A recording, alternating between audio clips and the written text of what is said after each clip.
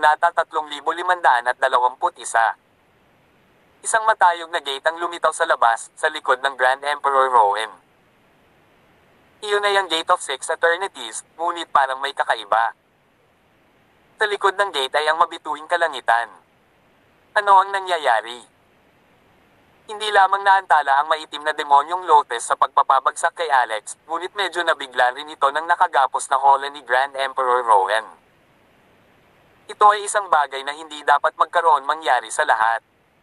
Madilim na kurtina, lumabas ka.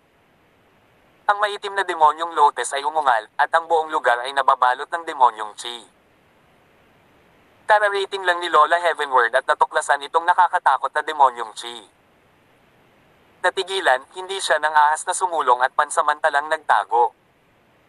Sa kabilang banda, ang halimaw na sumusubaybay sa kanya sa likuran ay tumalikod at tumakbo palayo. Boom! Tarat-tarat. Isang pagsabog. Pinasag ng pintig ng puso ang dark curtain. Ang madilim na demonyong Lotus ay namangha. Paano ito posible? Gaano nakatagal mula nang makuha ni Alex ang puso ng Fiend Lord para magkaroon ng ganoong kapangyarihan? At saka, ano ang nangyari sa pusong ito?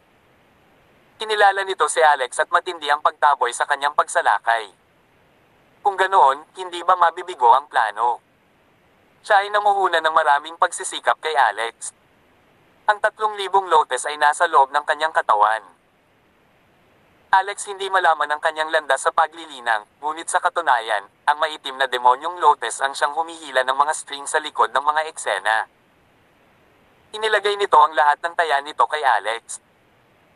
Tulad ng pag-aalaga ng baboy, hinintay nito ang baboy para tumaba balang araw bago ito katayin. Nakapagtataka, hindi gumana ang plano dahil sa intervention ng puso ng Fiend Lord.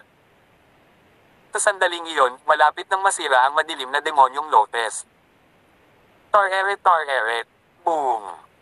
Boom boom! Sunod-sunod na tunog. Habang tumitibok ng mas malakas ang puso, nanginginig at dinadalisay ang demonyong katangian ng Dark Demonic Lotus bilang karagdagan sa Six Eternities ni Grand Emperor Rowan. Natuklasan ng Dark Demonic Lotus na ito ay isang hoist na may sariling petard. Ong, ma, ni, pad, ako, hum. Pinigkas ni Alex ang 6 na pantig na mantra. Walang katapusan gininto ang liwanag ang bumaril mula sa gate ng Six Eternities, na lahat ay dumapo sa madilim na demonyong Lotus. Arg! Ang maitim na demonyong Lotus ay sumigaw at iniwan ang maraming demonyong Chi bago umatras sa katawan ni Alex. Ito ay kasama ng 3,000 Lotus. Ito ay medyo ligtas hanggat ito ay pumasok sa katawan ni Alex maliban kung siya ay namatay. Alex, kamusta ka na? Yanan, ayos lang ako.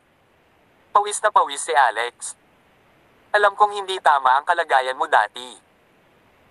Ang maitim na demonyong Lotus na ito ay palaging magiging potensyal na banta kung hindi ito tuluyang maalis. Sinabi ni Grand Emperor Rowan, maaari kong pigilan ito pansamantala kasama ang aking Six Eternities.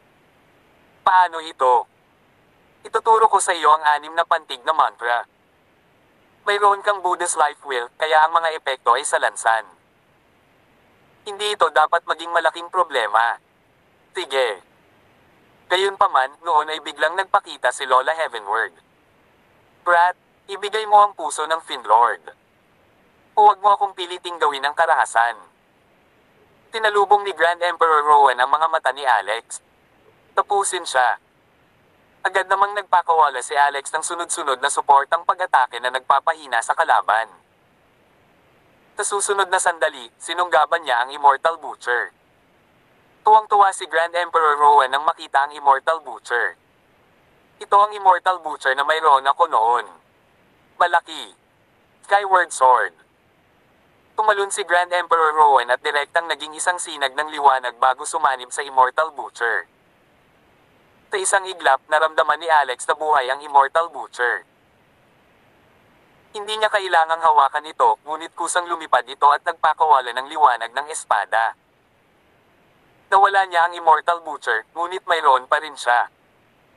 Iba pang mga banal na artifact tulad ng Xavian Sword at ang Chaos Tree. Boom! Tarat-tarat. Isang pagsabog. Nagsimula ang labanan sa pagitan ng mga Onian. Si Lola Heavenward ay mukhang nandidiri, ngunit hindi nagtagal, hindi na siya ngumiti. Ang Skyward Sword ng Grand Emperor ay masyadong matalas, at ang Chaos Tree ang pinaka-problema. Nagkaroon ng power boost ang Chaos Tree sa lugar na ito, kaya nakakainis talaga kapag ginugulo siya nito. Lumipas ang hindi kilalang tagal ng panahon. Tulad ng plano ni Lola Heavenward na tumakas, biglang sinabi ni Grand Emperor Rowan, narito ang aking pangunahing katawan. Maya-maya pa ay may narinig si Alex na sumigaw. Hobby. Banal na kalokohan. Ano ang nangyayari? Nang malapit ng mag-away sina Alex at Granny Heavenward, may ilang tao na biglang dumating. Sa isang malapitang tingin, napansin niyang ito ay sina Dorothy, Dye, Phoenix, at Shelly. Walang iba, silang lahat sila ay asawa ni Alex. Gayunpaman, maraming tao mula sa panig ni Grand Emperor Rowan ang dumating. Hindi lamang dumating ang kanyang pangunahing katawan, ngunit narito rin ang Phoenix Empress. Bilang karagdagan, mayroong isa pang 11 babae, na lahat ay mga nabubuhay na may kamangha-manghang paglilinang. Nagulat pa ang isa sa kanila ni Alex. Nakasuot siya ng puting baluti na may hawak na banal na sibat at sa kanyang katawan ay natatakpan ng Arcane Law Fate. Na-activate na ni Alex ang Spell of Great Fate, kaya nagkaroon siya ng kakaibang perception at comprehension ng kapalaran. Naramdaman niya ang kadakilaan ng tadhana nang lumitaw ang babaeng ito. Umungol si Alex, huwag kang pumunta dito. Bumalik ka. Ang matandang babae na iyon ay isang powerhouse sa Onian Realm. Ayaw nang makipag-away ni Lola Heavenward sa sandaling iyon. Parang hindi niya kayang talunin si Grand Emperor Rowan, pero kakaiba ang mga pamamaraan nila. Pinagnanasaan pa niya ang kanilang mga kayamanan. Si Grand Emperor Rowan ay isang taong nakarating lang sa Onian Realm, ngunit nagawa niyang magdulot ng malaking pinsala sa kanya. Lalo pang nakakagalit. Nakaka-level up pa ang lalaking ito sa laban. Ito ay simpleng hindi narinig. Noon lang, nakita niya ang isang grupo ng mga babae na may malapit na relasyon kina Alex at Grand Emperor Rowan. Kaya agad siyang tumakbo papunta sa kanila. Dawn of Fate. Iniunat ng babaeng nakasuot ng puting baluti ang kamay at pinakawalan ng batas ng tadhana. Biglang naalala ni Alex kung sino siya, siya ang diyosa ng kapalaran na minsang nagbuklod kay Nila doon sa tore, Kiniros Franz. Boom! Tarat-tarat. Isang pagsabog. Si Lola Heavenward ay may abot langit na paglilinang. Sa harap ng batas ng kapalaran, ikinawin niya ang kanyang kamay at nilaslas ang pag-atake, na tinanggihan ito kaagad. Gayunpaman, mabilis niyang napagtanto na walang mali. Ang batas ng kapalaran ay mababaw lamang, at ang nakatagong galaw ang pinakamakapangyarihan. Isa itong malaking painting. Pagpinta ng mga bundok, ilog, lupa, at butil. Nabangga si Lola Heavenward sa painting. Nagulat siya. Ito ay isang mahiwagang kayamanan mula sa primordial period na nawala sa loob ng maraming taon, ngunit ito ay lumitaw sa lugar na ito. Good stuff. Akin na ito. Walang kwenta ang isang mahina na magkaroon ng pinta ng bundok, ilog, lupa, at butil. Tinabog ni Lola Heavenward ang kadena ng spell formation sa painting na may malakas na cultivation at nagmamadaling lumabas. Pagkatapos ay kinuha niya ang painting. Ngunit dahil sa pagkaantala na ito, ang pangunahing katawan at avatar ni Grand Emperor Rowan ay lumitaw at nakakuha ng pinahusay na lakas. Samantala, si Dorothy at iba pa ay sumugod sa likuran ni Alex. Force field of 4 divisions. Ang Phoenix Empress at iba pa ay bumuo ng battle formation at pinalibutan si Lola Heavenward. Hindi na naabutan ni Alex ang mga babae at agad na sumugod kasama ang Chaos Tree. Ang 3,000 mundo sa puso ng kanyang Fiend Lord ay tumibok ng ritmo, at isang walang katapusang cosmic energy ang lumundag. Samantala, sumunod din ang puso ni Alex sa pagtibok. Tuwing pumutok ito, ang malakas na enerhiya ng dugo ay sumusugod sa kanyang katawan. Patayin. Cosmic Vines. Explode. Soul Burn. Demonic Sacrifice. Kawalan ng kaluluwa. Pinalakas na sumpa. Wings of Light, King Sword, Destroyer Phoenix Strike. Hindi mabilang na pag-atake ang Damapo sa Lola Heavenward. Gayunpaman, ang matandang babae ay tila may isang layer ng hindi nakikitang hadlang sa paligid niya na humaharang sa lahat ng mga pag-atake. Ang grupo ng mga kababaihan sa paligid ng Grand Emperor Rowan ay nakarating sa tugatog sa diffracted na universo at nilinang sa loob ng 3 milenyo sa Ancient Path. Ang kanilang mga kondisyon ay katulad ng sa kanila, kung saan nag-level up sila pagkatapos pumunta dito. Matagal na nilang narating ang Dominant Realm. Ganunpaman, hindi pa rin nila masira ang depensa ng matandang babae. Skyward Sword. Matapos sumanib sa kanyang pangunahing katawan, gumawa ng hakbang si Grand Emperor Rowan sa wakas. Sa wakas ay tinaga ng espada ang depensa ni Lola Heavenward. Kagad pagkatapos, itinusok ni Alex ang Xavian Sword sa kanya. Oof! Tinaksak niya ng espada ang matandang babae sa balikat. Angal ng matandang babae habang nakatingala sa langit. Sa kanyang pagtataka, siya ay nasugatan ng isang grupo ng mga mahihina. Sa galit, sinunog niya ang kanyang vital enerhiya, agad na bumagsak sa pagkubkob ng battle formation, at tinapakan ang dibdib ng Diyosa ng kapalaran. Si Kiniros Trans ay pinalipad, na nagbuga ng dugo sa tubig habang ang kanyang puting baluti ay sumabog. Muling sumugod sa kanya ang Skyward Sword ni Grand Emperor Rowan. Tar-eret, tar-eret. Boom boom. Boom. Sunod-sunod na pagsabog.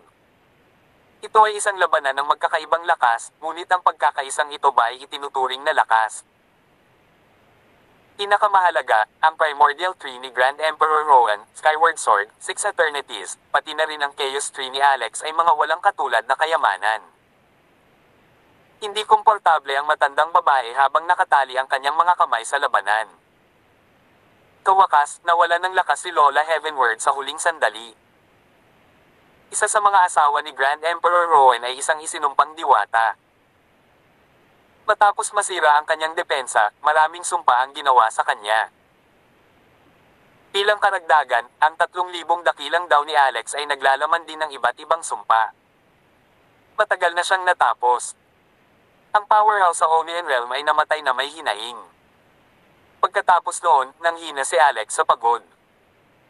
Sa katunayan, ang pangunahing puwersa sa labanang ito ay si Grand Emperor Rowan at Alex pa rin.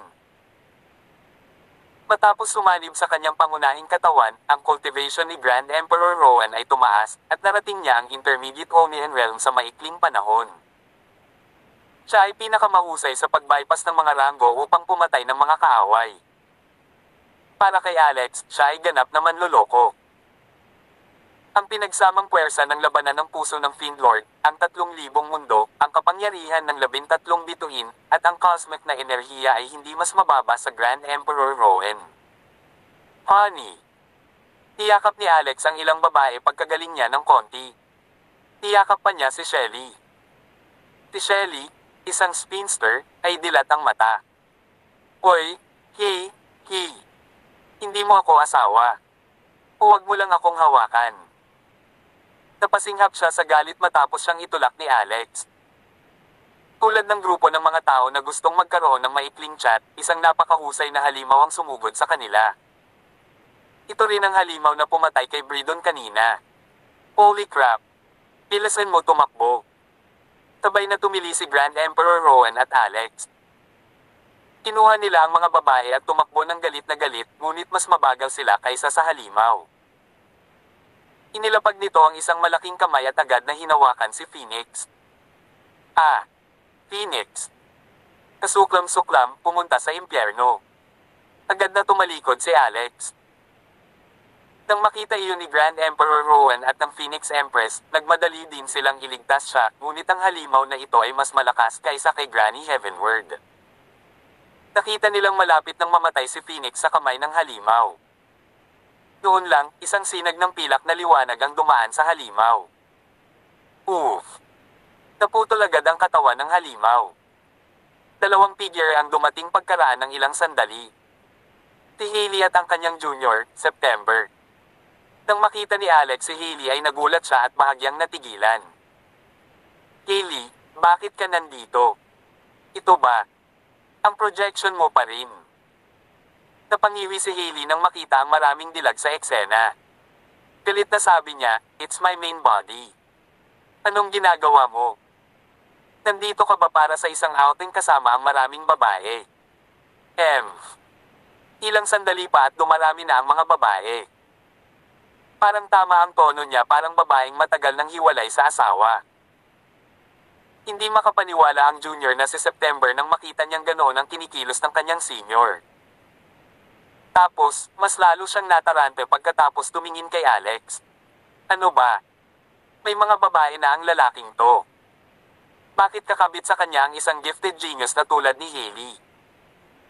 Nagmamadaling sabi ni Alex, "Hailey, nagkamali ka ng lahat. Ito ang aking mga nakatatanda at mga tiyahin." Pagkatapos noon, sa wakas ay nakilala ni Grand Emperor Rohan si Hailey. Siya ang nakatatanda na iyon na biglang dumating at umalis sa sinaunang daan noong araw na iyon. Talagang hindi niya inaasahan na mapupunta siya sa ganitong uri ng relasyon kay Alex. Nang malaman ni Hailey ang katotohanan, bahagyang gumaan ang loob niya. Bakit kayo napunta sa Eye of Nine Yin? Hindi mo ba alam na napakadelikado ng lugar na ito? Hindi lang ito isang lugar na maaari mong puntahan ngayon. Sagot ni Alex, "Ayoko din pumunta dito. It's because of an urgent matter. Hindi ka dapat magtagal dito. Sumama ka sa akin." Sabi ni Hailey. Pagkasabi nito, huli na ang lahat. Tinagtagal, ang Primeval Lord of Heaven at Pito na abutan ng mga Eternals ang karamihan at pinalibutan sila. Haha. Nandito talaga ang puso ng Fiendlord. Nagulat si Alex, Grand Emperor Rohan, at ang iba pa nang makitang papalapit ang 7 immortal na dalubhasa sa kaharian. Ang antas ng ekspertong ito ay maaaring patayin silang lahat sa isang suntok, tama ba? "Alex, mukhang nahihirapan na tayo sa pagkakataong ito," sabi ni Grand Emperor Rohan kay Alex. "Ito ang malaking pagsubok ng buhay at kamatayan," malungkot ang mukha ni Kinross. Siya ang Diyosa ng kapalaran at, kung minsan, nakikita ang kapalaran ng mga tao. Sa sinabi ko noon, "He is my guy," at kung sino man na maglakas loob na hahawakan siya ay maging kaaway ko, at tiyak na papatayin ko. Sabi ni Hailey sabay harang kay Alex. Sinabi ng Ancient Divinity, "Heavenly Finsec, hindi mo kami mapipigilan ng iyong nakatatandang kapatid na dalawa, kaya bakit ka nakikipaglaban ng buong tapang? Ang upuang ito ay may puso ng Diablo at hindi eksklusibo. Basta't isinasakripisyo natin ang mga buhay na nilalang sa loob ng Diffracted Universe, kaya nating pigilan ang sarili sa Everlasting Door." Ano? Upang magsakripisyo sa mga nilalang sa loob ng Diffracted Universe. Natigilan sina Alex, Dorothy, at ang iba pa nang marinig nila ito. Ang kanilang mga pamilya, mga anak, at mga kaibigan ay naroroon lahat sa magkakaibang universo. Si Eudora ay cold-blooded at hindi makatao, malamig na sabi ni Hailey sa karamihan. Ano sa palagay nyo, guys? After hearing this, you still standing with him? Sumasang-ayon ka rin ba sa kanyang mga salita at handa ka ng isakripisyo ang buong Diffracted Universe? Walang sino man ang tumutol sa kanya. Nangangahulugan iyon ng tacit approval. Haha. Haha. Kaya iyon ang iniisip ninyong lahat. Noon, sinabi ninyo na ang lahat ng nilalang ay pantay-pantay at ang kabutihang loob ang namamahala sa mundo. Ngayon, kumakain ka ng dugo ng tao nang hindi kumukurap ng iyong mga mata. Hindi rin mapalagay ang mga immortal sa harap ng pangungutya ni Hailey. Ang sinabi ni Eudora ay hindi makatwiran, sabi ng isang walang hanggan mula sa Southern Dominion. Kahit na isakripisyo ay dapat gawin ngayon, ang lahat ay pangmatagalan. Kapag isinakripisyo na natin ang Diffracted Universe ngayon, at kapag na-control natin ang Everlasting Door, at lahat ay mabubuhay magpakailanman, magsasama-sama tayo para lumikha ng bagong Diffracted Universe. Pumapayag ka bang papatayin kita at gagawa ng bagong bersyon ng iyong sarili? Tanong ni Hailey. Ha? Siyempre, imposible ang isang kasunduan. Kayong mga tao, kayong lahat ay ipinanganak at lumaki sa diffracted universe, kaya natural na wala kayong pakialam sa buhay at kamatayan ng diffracted universe, ngunit ako ay nagmula sa diffracted universe, kaya kung gusto mong sirain ang diffracted universe, patayin mo muna ako. Yumuko si Ancient Divinity, pagkatapos ay bumulalas, gawin mo. Malapit nang sumiklab ang isang super war. Naghanda si Hailey at ikinaway ang kanyang kamay upang lumikha ng isang nebula. Ang langit at lupa ay agad na nagbago ng kulay, at ang liwanag ay nabulag sa mga mata. Go!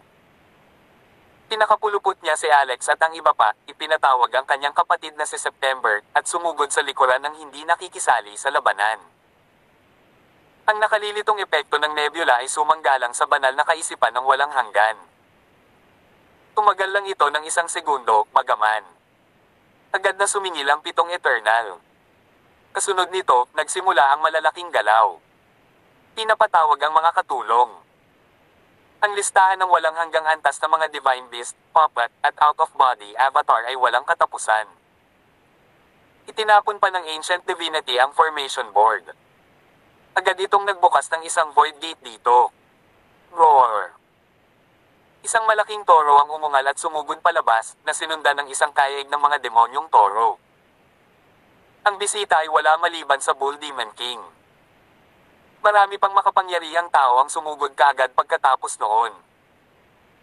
The Great Rock with Golden Wings, the Great Sun Peacock, the Gigantic Divine Bird, the Sunset Golden Crow, at marami pa. Cheers! Maraming tao ang nagtungo kay Hailey at sa iba pang nakaalis. Tar eret, boom boom boom. Sunod-sunod na pagsabog. Sa puntong ito, ang puso ni Alex ay tumitibok ng mas marahas at malakas kaysa dati, at ang bawat pintig ay nakakagulat na malakas. Naglabas ng painting si Hailey. Ang mapa ng komunidad ng bundok at ilog ay dati nang inagaw ni Lola Heavenward.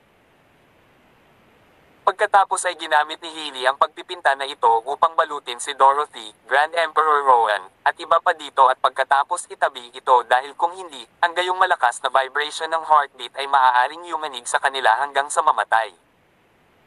How can his heartbeat be so powerful, senior sister? Pamuka ang bibig ni September para magtanong ng hindi niya maintindihan. Sabi ni Hailey, I'm not sure too. Ayon sa logic, ito ay kakaibang makapangyarihang tibok ng puso. After the Finlords na iniimbak ng puso sa puso ng tao, saglit lang itong tumibok bago pumasok sa hibernation, na ginagawang imposibleng maobserbahan ng mga tagalabas ang katapusan, ngunit siya na ngayon. Alex, kumusta ka na? Tiyakap ni Hailey si Alex at nag-aalalang tanong. Sa gitna ng tibok ng puso na ito, nakaranas ng napakasakit na pagsubok ang 5 panloob na organo at universo ni Alex. Pinagpapawisan si Alex at malumanay na sumagot, Hailey, I am fine. Huwag kang sumangayon na serain nila ang diffracted universe. I know, I told you, hindi ako papayag sa kagustuhan nila even if I battle to death, sabi ni Hailey. Pagkatapos ay marahan niyang pinupunasan ang pawis ni Alex sa kanyang noo. Pumasok siya sa katawan niya gamit ang sariling chi. Umunat ang noo ni September sa kanyang nakatatandang kapatid at sinabing, Senior ate, sa oras na ito, kung magpapakain ka ulit sa kanya ng chi, magkakaroon ng malaking gulo. I don't care, sabi ni Hailey, hindi ko kayang tingnan siya na magdurosa. Ibinuka ni September ang bibig niya para magsabi ng kung ano-ano pero itinikom muli. Hailey, huwag kang magpapatalo. Kaya kung kumapit, ulalas ni Alex. Sabi ni Hailey, huwag kang mag-alala, pinili ka ng puso ng Finlord para hindi ka mamatay at baka iba ang landas mo kaysa sa dati. Pinili ka ng puso ni Finlord. Pinagsasama-sama nito ang iyong puso. Kapag tapos na, walang makakaagaw muli sa puso ng Finlord. Ituloy na natin. Pakiramdam ko ay may tumatawag sa akin sa unahan, sagot ni Alex, tumango siya. Buti. Pero, naabutan lang sila ng mga humahabol. Ang unang dumating ay ang lahat ng mga banal na ibon at hayop na kilala sa kanilang bilis sa Chi Universe. Lalo na ang Gigantic Divine Bird na kahit na mas lumalaban sa ilalim ng dagat na ito. Hindi Hindi nagtagal ay nagpahinga ito sa harap ni Alex at ng iba pa. Mayroong dalawang Eternal sa likod nito, ang dakilang emperador at ang hari ng siyam na kamatayan. Kevin Bane, ibigay mo siya. Wala kang paraan, sabi ng hari ng siyam na kamatayan. Siya ang aking lalaki. Paano ko siya ibibigay sa iyo? Inisya ni Hailey. Kung gayon, sayang, ang siyam na Eternal, isa ang babagsak ngayon, sabi ng dakilang emperador. Patayin. Nagsimula ang malaking labanan. Ipinatawag ni Hailey ang isang planeta gamit ang kanyang mga kamay, bumaba mula sa langit at lumapag ng malakas mula sa itaas. Kung nangyari ito sa diffractive universe, ito ay hindi maiisip, ngunit sa mga mata ng Eternals, ang ganitong uri ng nakakatakot na eksena ay tila hindi masyadong hindi kapanipaniwala. Si Alex ay protektado ni Hailey. Sa panonood ni na Hailey at Setyembre na lumaban sa 7 dakilang Eternal at sa malaking bilang ng mga tropa ng kaaway, si Alex ay nababalisa sa kanyang puso ngunit hindi siya nakakatulong sa anumang paraan. Sa halip, ito ay isang gawaing bahay para kay Hailey.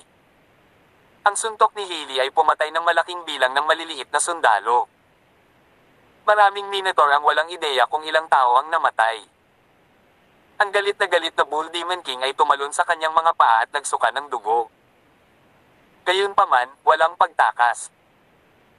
Si Heavenbane Hailey ang pinakamahusay sa siyam na Eternals at hindi immortal powerhouses, gaano man karami ang dumating at ilan ang napatay. Sige, patayin mo na siya. Ang puso ng Fiendlord ay hindi namamatay.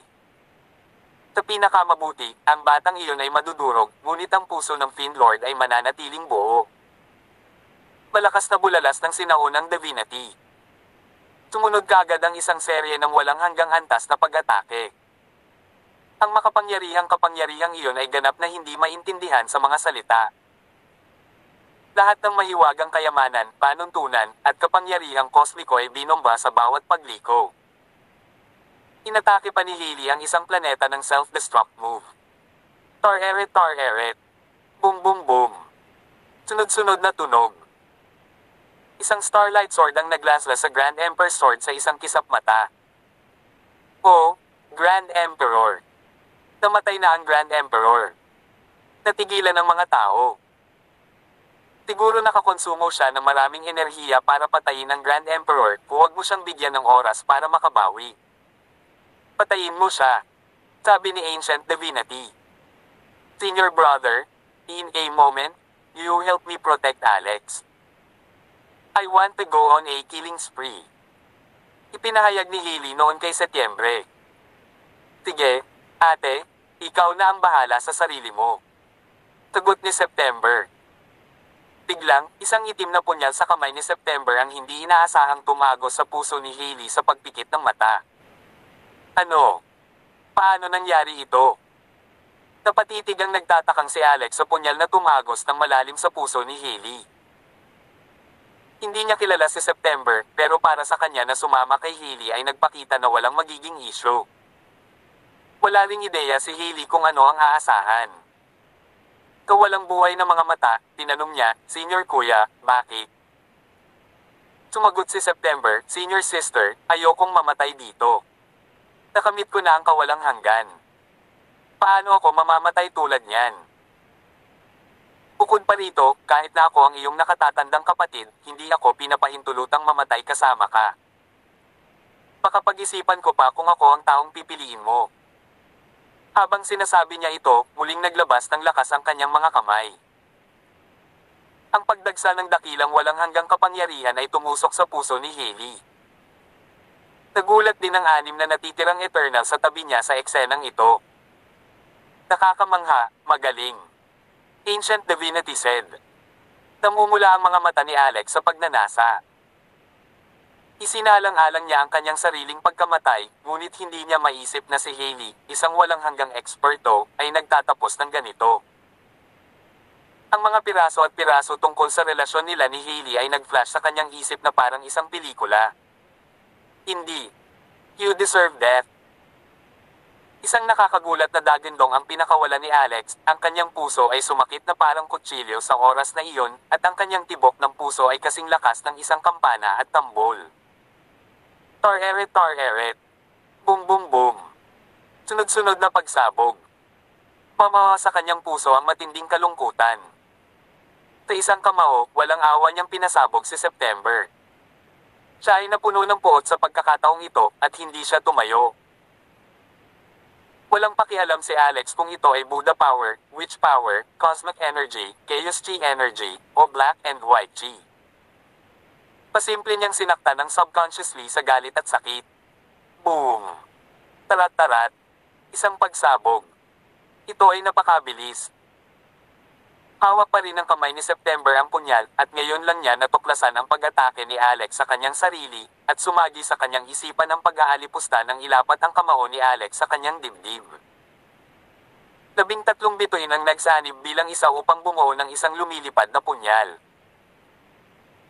Ang kalooban ng sansinukob ay idinagdag dito, 3,000 lotes, 3,000 dakilang daw, at kahit isang maliit na butil ng dark demonic lotus energy. If si September, isang walang hanggan, ay namangha ng matuklasan na ang hampas ni Alex ay tumama rin sa kanyang puso, kasama ang lumilipad na punyal na tumusok dito. 13-star chain flying dagger. Talaga. Nasa kamay mo talaga. Si Alex mismo ay naguguluhan sa puntong ito.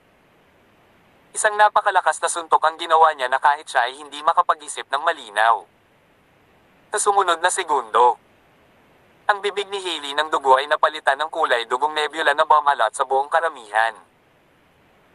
Sabay sampal kay September ng malakas, Senior Kuya, tapos na ang relasyon natin. Gusto mo akong mamatay. Ito ay hindi gaanong simple. Malaya kang habulin ako. Lumapit ka. I'll kill every single that I see. Go, Alex. Sumabog ang puso ni Hailey, ngunit hindi siya namatay.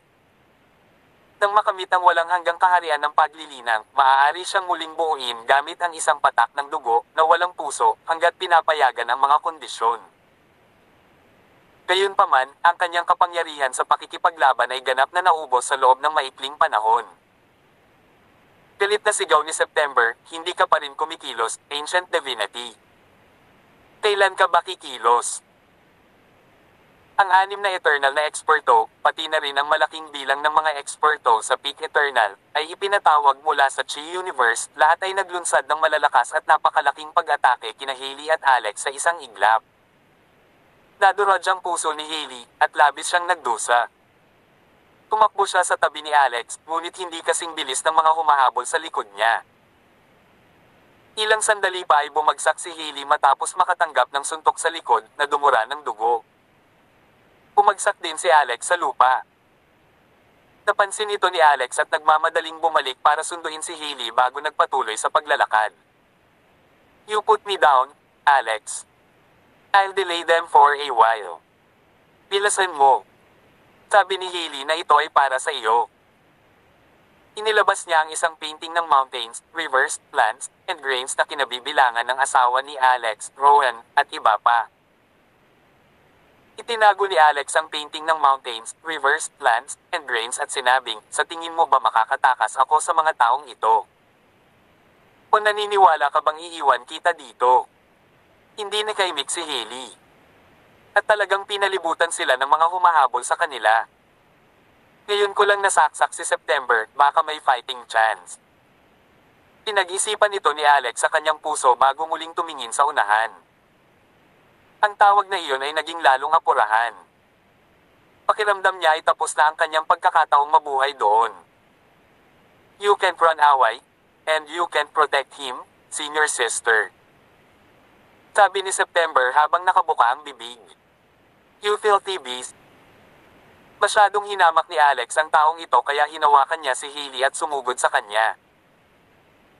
Sa mga Eternal na ito, siya ang pinakamahina, ngayong nagkaroon siya ng pinsala sa puso. Chaos Tree. Bago dumating ang tao, nauna ang puno. Sa pagpapala ng Chaos Pearl, ang Chaos Tree ay makapangyarihan, at ang napakalaking ugat nito na bumulusok sa lupa ay nakabalot noong Setyembre. Gayunpaman, ang natitirang 6 na Eternal at daan-daang Eternities ang nagbagsak ng kanilang mga pag-atake sa isang stream. Lone Star, Heavenly Fury. Sumigaw si Hailey, at lumitaw ang isang napakalaking bituin, mabangis na bumagsak. Naglabas ito ng pakiramdam ng nalalapit na kapahamakan. Rumble. Ang lahat ng mga patakaran ay binaluktot bilang resulta ng marahas na pagsabog.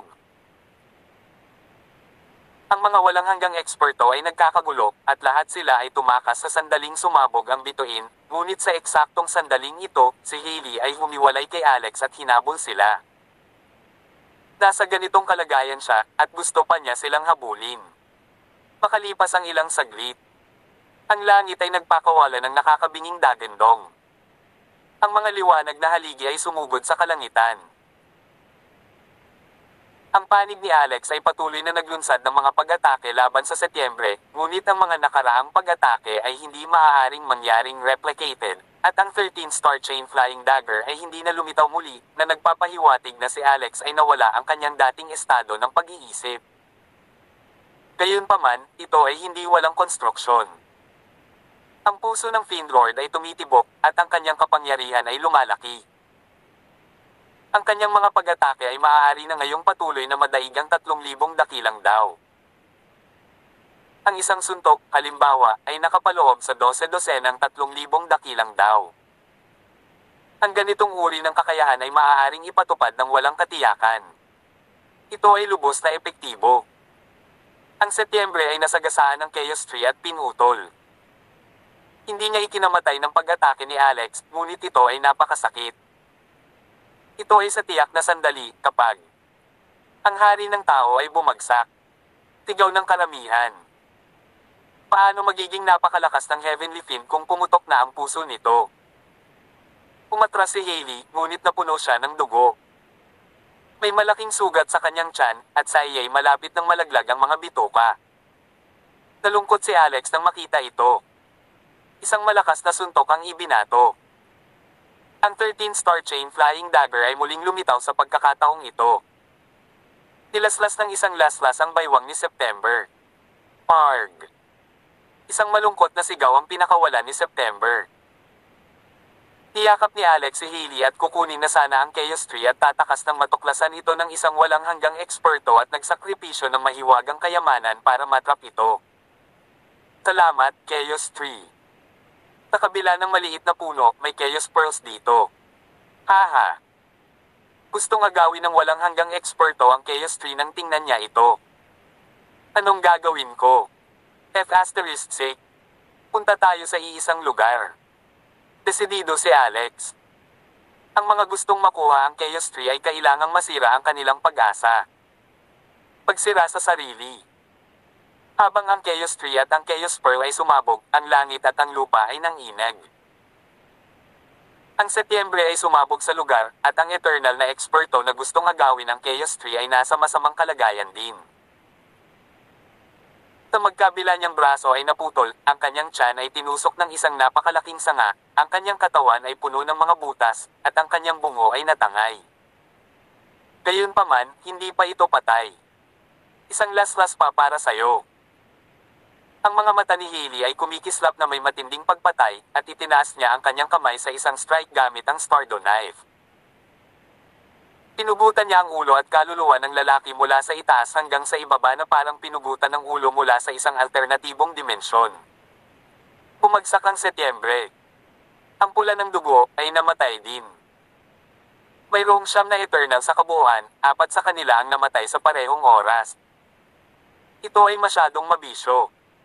Naubos na ang Heaven Bane at hindi na kayang gumana. Wala na siyang kapangyarihang lumaban. Let's attack, sabi ng Primeval Lord of Heaven. Nawasak si Alex sa pagsira sa sarili ng Chaos Tree.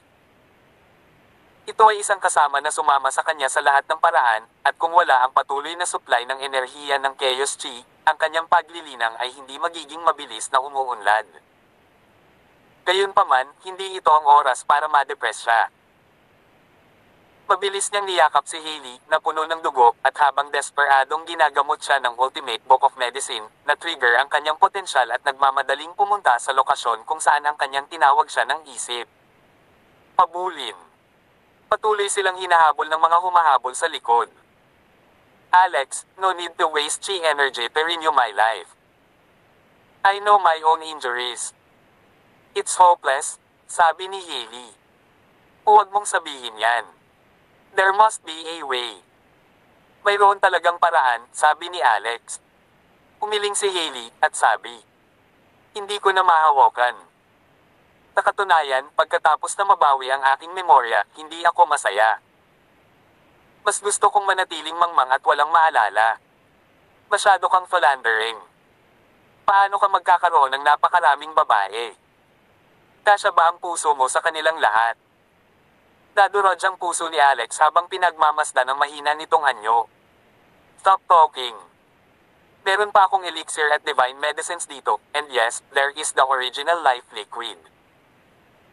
Diffracted universe level stuff is ineffective for me, marahang umiling si Hailey. Habang nagsasalita siya, ang walang hanggang eksperto na may pinakamataas na antas ng bilis ang unang nakahabol. 4 na eternal na eksperto ang namatay sa isang kisap mata, at ang natitira ay nag-aalala din tungkol sa kung anong mga walang kwentang card ang mayroon pa rin ang Heavenly Fiend. Talagang naging maingat sila tungkol sa pagpapahintulot sa mga subordinate ng Onion Realm na humingi muna ng death wish. Maluha-luha at wasak na puso, sinabi ni Alex, Hailey, tahan ka. Kaya mo yan. Sa harap, dapat may nasa harap, may makakapagligtas sa atin. He yelled. He moved onward. With one hand on Alex's chest, Hailey murmured, pwede naman kung makipaglaban ka ng lubusan. Dapat umalangaw-ngaw sa lumilipad na punyal. Ang Heavenly Chainsword ng 13 stars ay naglalaman ng kalooban ng 13 kalawakan. Tutulungan kita ngayon sa pagpatay sa lahat. Sana tama ang naging desisyon mo. Sa sandaling iyon, si Alex at ang Heavenly Chainsword ng 13 stars ay nagkaroon ng mas matibay na samahan.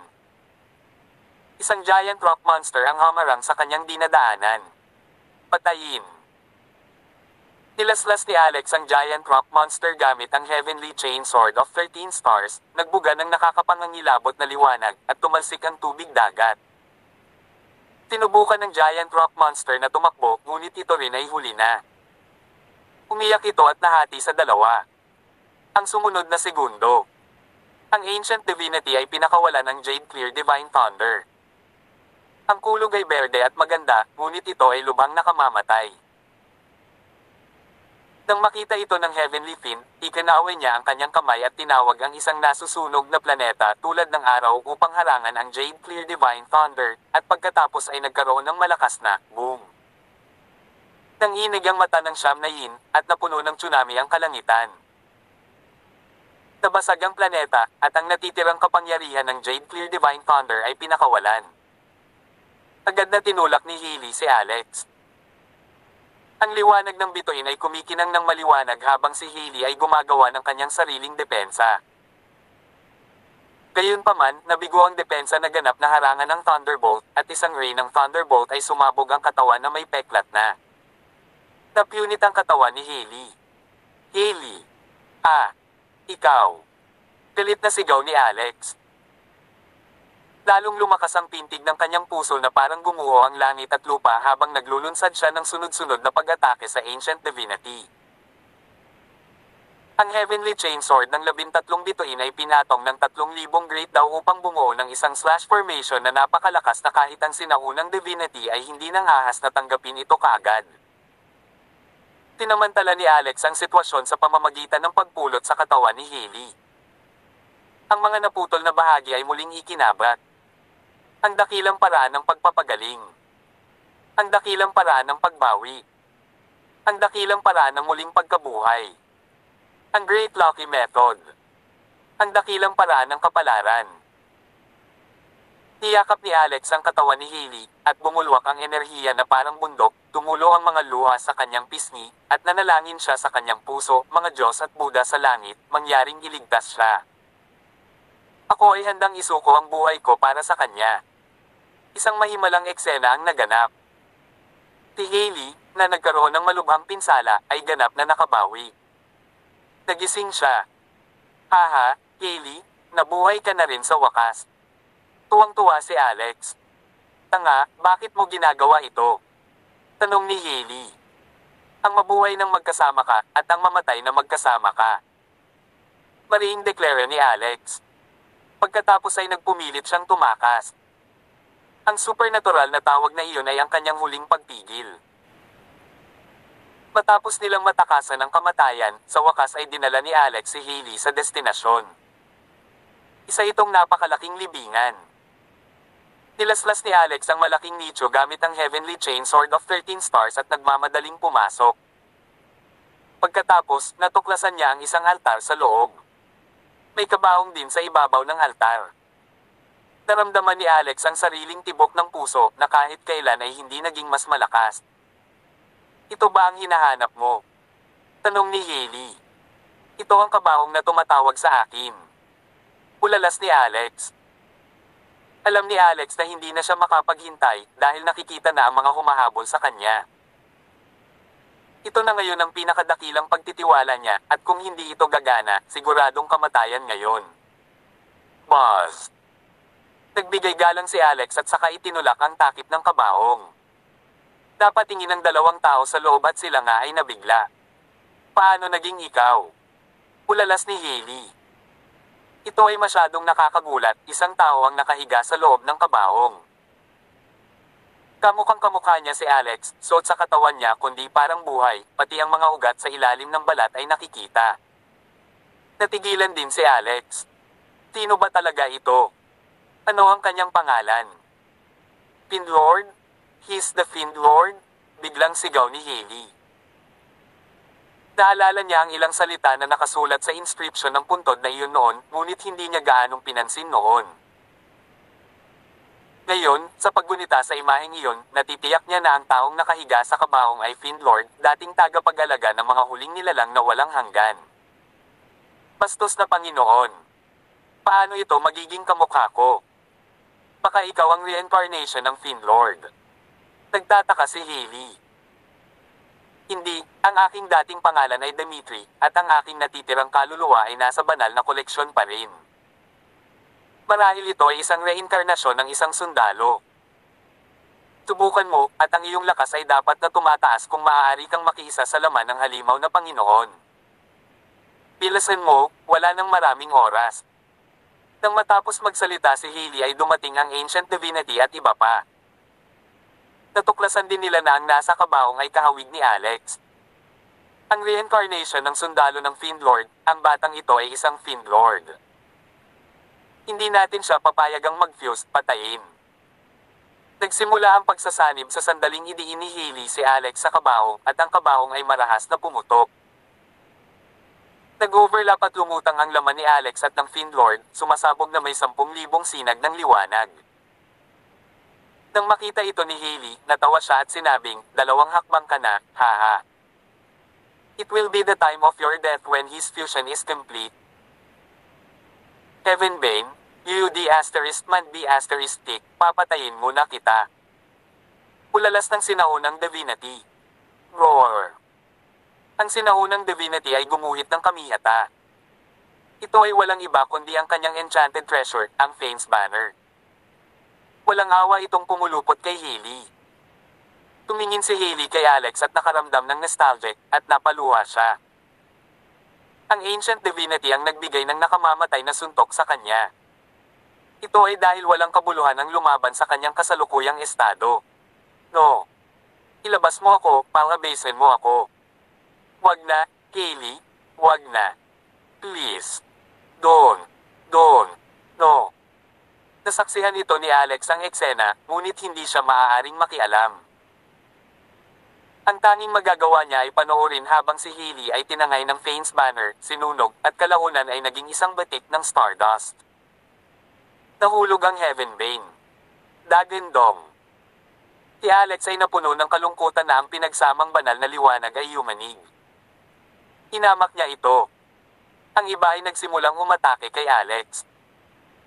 Ang pinagsamang gininto ang liwanag, gayunpaman, ay hamarang sa lahat na naging sanhi ng anumang pag-atake na hindi epektibo. Sinabi ng sinaunang Diyos, ngayon ay mayroon lamang isang paraan. Isakripisyo ang bawat buhay na bagay sa buong sansinukob. Mas mabuti para sa kanya ang ganitong paraan. Ang Fiend Lord na sundalo ay muling mabuhay. Ginagamit namin ang sakripisyo sa direktang manipulahin siya at pilitin siyang ibunyag ang lihim ng walang hanggang pinto. Alam ba niya ang sikreto ng walang hanggang pinto?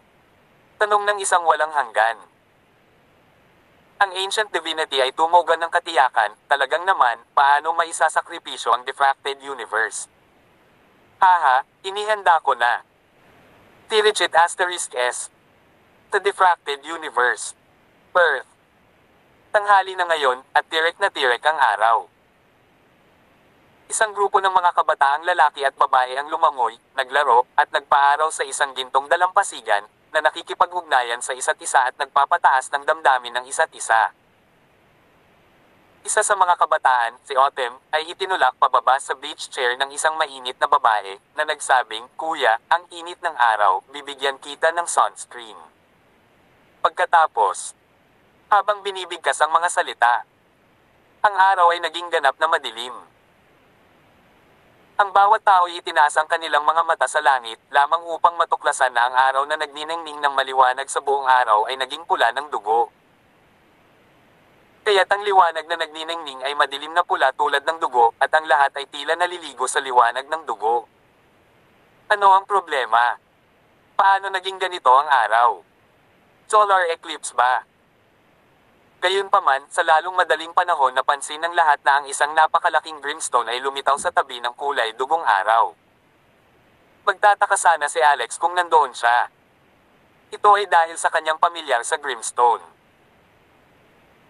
Siya at si Phoenix ay pumasok sa espasyo ng altar sa ibaba sa pamamagitan ng brimstone na ito sa simula, sa Sinless City sa Witch Kingdom, bago mahanap ang lokasyon ng ancestor, ng mga mangkukulam, at mula roon, nakapasok na sila sa Pantheon Tomb. Muling lumitaw ang brimstone na ito. Gayunpaman, lumitaw ito sa hangin. Ang eksenang ito ay nakikita hindi lamang mula sa panig na ito. Maliban sa mga pansamantalang nasa likod ng daigdig, lahat ng lugar, halos lahat ng dako, ay mapagmasdan dito. Ano nga ba ito? Paano maaaring lumitaw ang isang matandang brimstone?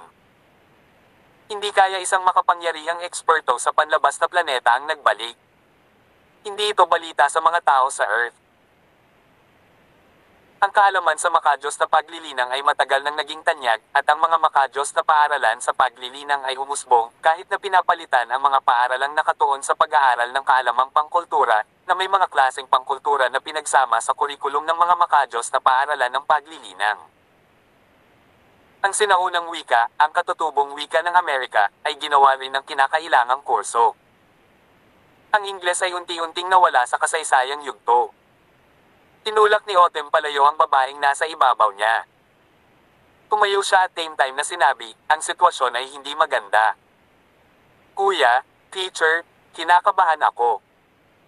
Tumalo ng babae sa mga bisig ni Autumn, na makikita ang magandang mukha nito sa kanya. Si Autumn ay naging guro sa isang makadiyos na paaralan ng paglilinang, at ang babaeng lumabas upang makipaglaro sa kanya ay ang kanyang estudyante. Anong tamad? Ang sumunod na segundo. Maraming gininto ang ro nang umiikot mula sa brimstone na iyon sa hangin, na sumasakop sa buong kalangitan, at ang lupa ay nairadiated din ng isang gintong kulay. Kasabay nito ang paglaki ng brimstone. Tar-eret tar-eret. Boom boom boom. Sunod-sunod na tunog. Ang napakalaking brimstone ay nagsimulang umikot ng dahan-dahan. Ang eksenang ito ay nasaksihan ng milyon-milyong tao sa buong mundo. Gayunpaman, ang kinalabasan ay hindi kasiya siya. Habang umiikot ang brimstone, isang malakas na puwersa ng panuntunan ang lumitaw sa ibabaw nito, at pagkatapos, naramdaman ng lahat ng tao sa Earth na hinihigop ang kanilang mga katawan. Guro, lapitan mo ako. I'm going to get sucked. Tigaw pabalik ng babaeng estudyante ni Autumn. Ito ay nangyari sa lahat ng dako. Mayroong kahit na mga tao na lumipad mula sa lupa at pataas patungo sa napakalaking brimstone na iyon. Sa sandaling ito, may tumalon, isang simbolo ng kamay ang itinapon sa langit. "Ikaw ba yan, Senior Agatha?" Nakilala agad ni Autumn ang taong lumipad bilang si Agatha. Hindi niya sinamahan si Agatha sa pag-alis nito. Hindi nagtagal ay lumiwanag sa liwanag ang kapaligiran.